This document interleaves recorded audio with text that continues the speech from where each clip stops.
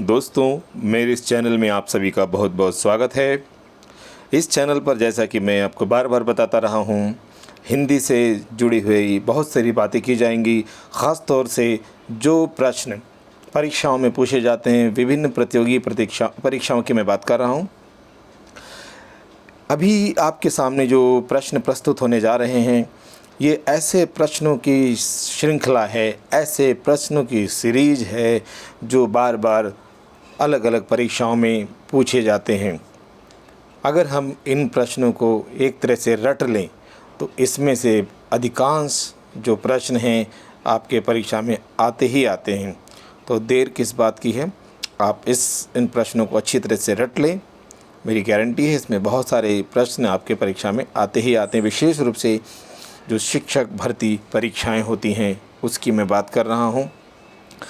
इस चैनल पर आपको चाहे काव्यशास्त्र हो, चाहे साहित्य हो, चाहे व्याकरण हो, सामान्य हिंदी, संपूर्ण हिंदी, व्याकरण यानी विभिन्न प्रतियोगी परीक्षाओं या शिक्षक भर्ती परीक्षाओं, टीजीटी, पीजीटी, पीआरटी, हिंदी इत्यादि में जो भी प्रश्न पूछे जाते हैं, सभी प्रश्नों की श्रृंखला यहाँ पर उपलब्ध होगी।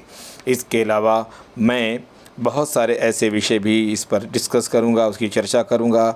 कहानियों के संदर्भ में, उपन्यास के संदर्भ में, यानी कि हिंदी साहित्य की जो विविध विधाएं हैं उनके बारे में मैं इस पर चर्चा करूंगा, ताकि एक तरफ तो आप वस्तुनिष्ठ प्रश्नों को समझें ही समझें, लेकिन अगर हम विस्तार से किसी बात को समझ लेते हैं तो कई सवालों के जवाब हम अपने आप भी दे सकते हैं। तो ठीक है, अब शुरू करते हैं। और जो हमारे हर वीडियो में मैं 10 महत्वपूर्ण प्रश्न लेकर आऊँगा। बहुत सारे प्रश्नों की खिचड़ी नहीं होगी, चुनिंदा यानी चुने हुए 10 प्रश्न ही होंगे जो बहुत महत्वपूर्ण होंगे। तो हम शुरू करते हैं।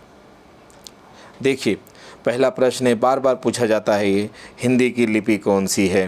हालांकि सब जानते हैं, लेकिन मैं यहाँ पर इसलिए इसको लेके आया हूँ ताकि आप इसको अच्छी तरह से रट लें। देखिए, आपको बहुत ज़्यादा दिमाग लगाने की आवश्यकता नहीं है, मैंने पहले टिक कर दिया, आप सिर्फ इसको रट लें। हिंदी की लिपि देवनागरी है, संस्कृत की भी लिपि देवनागरी है, मराठी की भी है और साथ साथ आपकी नेपाली, ये 4 भाषाओं की लिपि देवनागरी है। ये आपको पता होना चाहिए। अगला प्रश्न देखते हैं, अपभ्रंश काल का सबसे प्रसिद्ध छंद कौन सा है। तो ये है कड़वक छंद है। ठीक है, इसका प्रयोग बाद में जो सूफी काव्य है वहाँ पर भी हुआ है। आप रास, दोहा, सवैया इन सब को ध्यान ही मत दीजिए, सीधे आप एक बात रट लीजिए, कड़वक छंद। तीसरा प्रश्न है, इनमें से अब्दुल रहमान की रचना कौन सी है। रचना का नाम है संदेश रासक। ठीक है, आपको अन्य बातों पर ध्यान नहीं देना है, क्योंकि मैंने क्या बोला है, रटना है। क्योंकि MCQ यानी बहुवैकल्पिक जब भी प्रश्न आते हैं आपको अपने टारगेट पर ही ध्यान देना है, यानी अच्छी तरह से आपको पता है, आप उसको टिक करके आगे बढ़ते जाइए। अन्य ऑप्शंस पे ध्यान देने की आवश्यकता ही नहीं है, समय बर्बाद करने की ज़रूरत ही नहीं है। चौथा प्रश्न देखते हैं, पैशाची अपभ्रंश से कौन सी भाषा का विकास हुआ है। वो है पंजाबी। ठीक है, तो ये आप याद रखिए, किसी वीडियो में मैं बात करूंगा विस्तार से कि अपभ्रंश का अर्थ क्या है। अभी हम फिलहाल सीधे सीधे बात कर रहे हैं कि पैशाची अपभ्रंश से कौन सी भाषा का विकास हुआ है, वो है पंजाबी। आगे देखते हैं, अगला प्रश्न है 5वां प्रश्न, जयपुरी बोली का एक दूसरा नाम क्या है। जयपुरी बोली का दूसरा नाम है ढूंढाड़ी। कई बार ये प्रश्न होता है और आप समझ नहीं पाते, तो अच्छी तरह से इसको रट लीजिए कि जयपुरी बोली का एक दूसरा नाम है, वो है ढूंढाड़ी। इसके बाद प्रश्न नंबर 6 देखते हैं। ये भी बहुत महत्वपूर्ण प्रश्न है, बार बार परीक्षाओं में पूछा जाता रहा है, अलग अलग टीचर्स भर्ती परीक्षाओं में।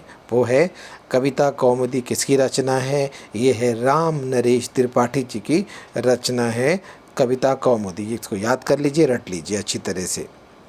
प्रश्न नंबर 7 देखते हैं अब हम, वर्ण रत्नाकर किसकी रचना, यानी इसके रचनाकार कौन है, इसके रचयिता कौन है। ये हैं ज्योतिरीश्वर ठाकुर। अच्छी तरह से रट लीजिए दोस्तों, ये प्रश्न बार बार पूछे जाते हैं परीक्षाओं में। आपका चयन होने के लिए एक एक अंक महत्वपूर्ण होता है, इसलिए कई बार हमें मजबूरी में रटना ही पड़ता है। आपने कितनी पढ़ाई की ये महत्वपूर्ण नहीं है, कितने सवालों के सही जवाब दिए, क्योंकि आपको पता है आजकल नेगेटिव मार्किंग भी होती है। इसलिए आप रट लीजिए अच्छी तरीके से, ताकि आप फटाफट टिक करें, क्योंकि आजकल हर जगह ऑनलाइन एग्ज़ाम होते हैं। तो फटाफट अपना उत्तर टिक कीजिए और आगे बढ़िए। प्रश्न नंबर 8 देखते हैं, इतिहास तिमिर नाशक। ये ध्यान से अच्छी तरह से याद कर लीजिए दोस्तों। इतिहास तिमिर नाशक किसकी रचना है? यह है राजा शिव प्रसाद सितारे हिंद। याद कर लीजिए।